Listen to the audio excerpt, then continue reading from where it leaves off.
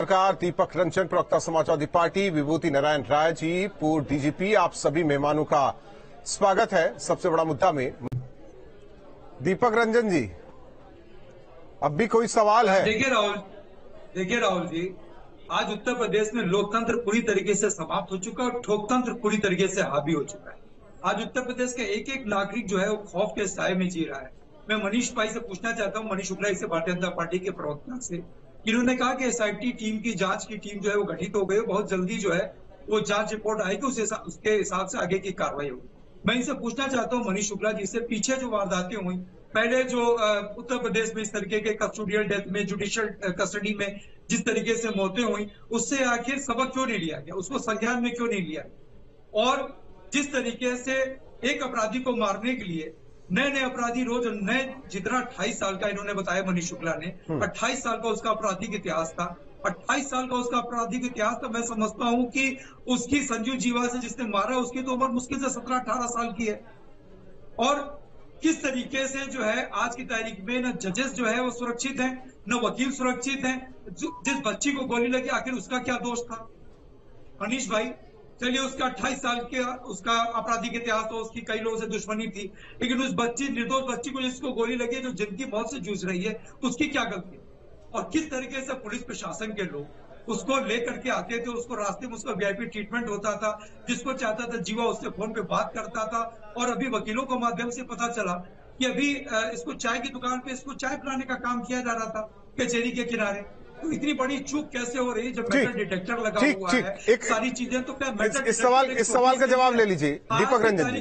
दीपक रंजन जी, पूरी तरीके से दीपक रंजन, इसलिए ही मैंने अपने पहले बात करिए ना, आप मानिए कि भारतीय जनता पार्टी की नाकामी है, मानिए कि सिस्टम आपका फेल हो चुका। दीपक रंजन जी, दीपक रंजन, 6 साल में हमारी सरकार, दीपक रंजन जी, कुछ भी होता है, कुछ भी होता है, तुलनात्मक अध्ययन शुरू हो जाता है। समाजवादी पार्टी की सरकार के दौरान ये हुआ, वो हुआ। नहीं तो ये मनीष शुक्ला से मैं पूछना चाहता हूँ कि आज जो कोर्ट रूम में हुआ, कोर्ट परिसर में चर्चा की बात हमेशा हुआ करती है, लेकिन आज कोर्ट रूम में माननीय न्यायाधीश के सामने जिस तरीके से गोली मारी गई, ये घोर निंदनीय है। और मनीष भाई, इसकी भारतीय जनता पार्टी को इसकी जिम्मेदारी लेनी चाहिए, बड़ा दर्द दिखाते हुए आपको जिम्मेदारी लेनी चाहिए कि कहीं ना कहीं आपकी पुलिसिंग फेल है, कहीं ना कहीं आपका सिस्टम फेल है, और ये लोकतंत्र खत्म करके ठोकतंत्र नीति जो आप चला रहे हो, ये ठीक नहीं है मनीष जी। आपको मानना चाहिए, आपको ये चीज मानना चाहिए कि किस तरीके से आप चला।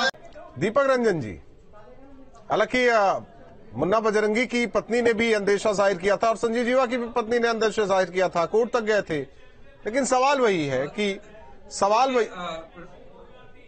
देखिए राहुल जी, आज का जो विषय है, मैं तो ये आज SC/ST कोर्ट जो है वो सबसे संवेदनशील कोर्ट होता है, और किस तरीके से कोर्ट रूम में घुस करके, पहली सबसे बड़ी बात ये है कि मैं मनीष शुक्ला से और इनके भारतीय जनता पार्टी के इनके पुलिस तंत्र से मैं पूछना चाहता हूँ कि उसके पास असलाहा कहाँ से आया, और अगर असलाहा आया तो कोर्ट रूम तक वो कैसे पहुंच गया। आज की डिबेट तो इस पर है ना कि इनकी पुलिसिंग किस तरीके से फेल है, इनका इंटेलिजेंस कैसे फेल है।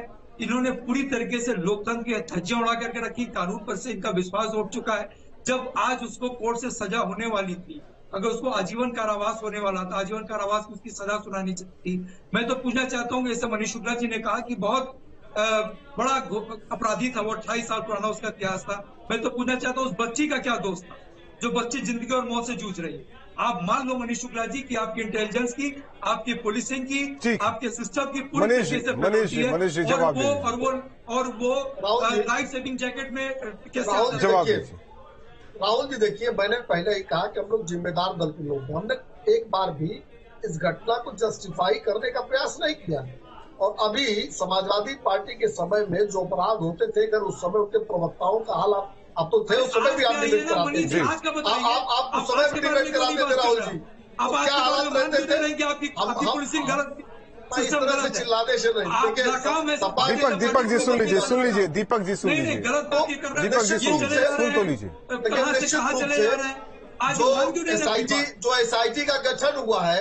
जो SIT का गठन हुआ है, इन्हीं बिंदुओं की जांच के लिए हुआ है, और एक कुर्सी बचेगा नहीं, ये बात मैं इस विश्वास पूर्वक इसलिए कह रहा हूँ क्योंकि हमारी सरकार का ट्रैक रिकॉर्ड है अरे कोई भी मान लो कानून को हाथ में लेता है आपकी पुलिस या सिस्टम कानून से खराब है, खेलता आपकी है, भारतीय जनता पार्टी हर उसका मोर्चे जहाँ पर होता है नाकाम है, उसको वहाँ भेजा दोनों जाता इंजन है। आपस में आकर के भिड़ चुके हैं, और या निश्चित तो रूप दोनों से दो दिशा में चल राहुल रहे जी, हैं। इस घटना के पीछे जो लोग होंगे जिन्होंने इस घटना को रचा होगा वो भी अरे सामने वहाँ आएंगे। पिस्तौल पहुंची और कैसे, जो वो लोग अपराधी जो पहुंचा बच्चे कैसे या वहाँ पुलिस पे, वाले घायल हुए हैं इतने बड़े कोर्ट उनको परिसर में घायल कोर्ट रूम करने में वाले पहुंचा भी कैसे, बचेंगे पहले आप ये नहीं। बताइए। ये हमारे सरकार का ट्रैक रिकॉर्ड कहता है, इसलिए इस विश्वास के साथ मैं कह रहा हूँ। जिसकी ड्यूटी लगी थी उसको तत्काल प्रभाव से सस्पेंड करने का काम और टर्मिनेट करने का काम जिन पुलिस वालों की ड्यूटी लगाई गई थी मनीष जी, इतनी बड़ी उत्तर वारदात प्रदेश में कानून का राज है, SIT टीम हमने संविधान का राज है। SIT टीम जांचों हमने गठित कर उपरांत दी। अगर कहीं किसी की चूक होगी उस पर भी कार्रवाई होगी। इस घटना को जिसने अंजाम दिया है, ये जो छोटी घटना मोटी के घटना पीछे है, होंगे वो आप भी बताइए, सामने छोटी आएंगे। मोटी घटना है। कोर्ट परिसर को आरोपी दूर कोर्ट गिरफ्तार रूम में किया घुस जा करके चुका गोली है चलाने का और आरोपी कोर्ट रूम गिरफ्तार के किया अंदर जा घुस चुका करके है। गोली चला रहा है और एक बच्ची को गोली जिस लग रही तरीके से है, एक उत्तर बच्ची प्रदेश में जिंदगी मौत से योगी जूझने का आदित्यनाथ काम की कर सरकार रही है। में उत्तर अपराधियों प्रदेश के में खिलाफ लॉ एंड ऑर्डर कार्रवाई पूरी हुई तरीके है। से ध्वस्त हो चुका उससे है। स्पष्ट है कि माननीय कोई योगी जी को बचेगा नहीं। अनुपम मिश्रा सर, एक अनुपम बात मिश्रा मैं सर। कहता हूँ, एक तत्काल बात मैं प्रभाव जरूर से कहता माननीय हूँ, मुख्यमंत्री जी को इस्तीफा देना चाहिए। अखिलेश जी से जरूर इस्तीफा कह देना दीजिएगा चाहिए। सिद्धि हुई है। अतीक अहमद को भी पहली बार हमारी सरकार के दौरान उसकी इसके सिर पर ये लोग गोलियां दोस्ती और चला रहे हैं 58-59% की दर से पूरे भारत में सबसे ज्यादा दोस्ती आज उत्तर प्रदेश में हो रही है। ठीक है, ये जो चलिए आप सभी आज मेहमानों का बहुत बहुत शोर मचा धन्यवाद रहे हैं, हमारे साथ जिस तरीके से लखनऊ